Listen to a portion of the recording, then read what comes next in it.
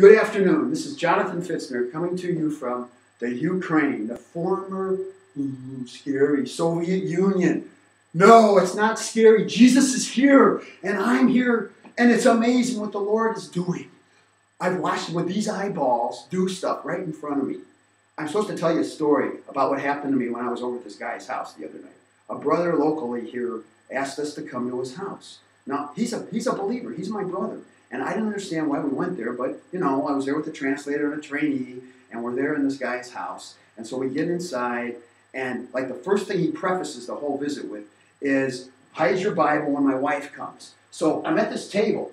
Literally, I'm at this table. My knees are up to the table, okay? And there's no room next to me. The table's right here. And so I have my Bible, and, you know, I have it on the table, and we're talking Jesus across the table to one another, and the translator's over here, and I think the training, I don't remember, was the training over here? He might have been. Andre, I think was his name. But Ola was over here, and the brother was out here. But behind him were the windows and the door, okay? So he said, if my wife comes, hide the Bible. So I have, you know, my Bible's kind of big. This isn't my Bible, it's a box. But, okay. So I hear sirens go off. I see like lights flashing, and I see this red head of hair coming along the windows, very close, very intentional, and then burst through the door. And there's this fiery red head in front of the husband now, finding out who these perpetrators are that have come into her home. What are these people doing there? And she's very animated, saying, what is it? What are they doing? Who are these people? And, you know, I'm just kind of sitting there trying to get my Bible underneath the table. It didn't fit under the table. So my Bible's kind of hanging out over here on the side of the table, and I'm doing this the whole time she's standing. But the fact is, I presented the gospel, and as I did, the woman who was in the kitchen now, after she yelled at her husband with her finger literally pointing at him, started to come toward the room where I was, where the team was. And the first thing she did was bring out this big platter of cookies, and she set them down on the table. And, you know, she lingered. She lingered. That's a new word for me. Lingered. She lingered by the table with this big plate of cookies.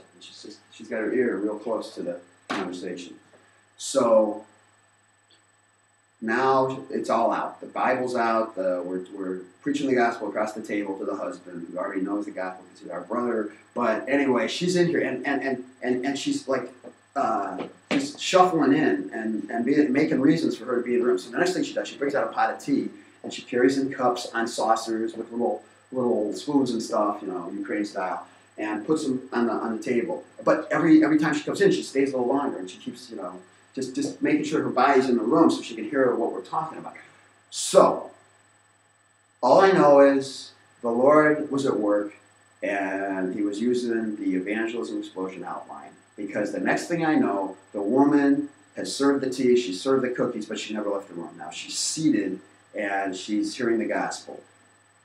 When we left that place, she was our sister, and who knows what the Lord did, because it wasn't my gospel. Maybe it was the trainee's gospel, or the translator talking, but the E outline came right through, and a woman, the redhead came to Jesus in the Ukraine.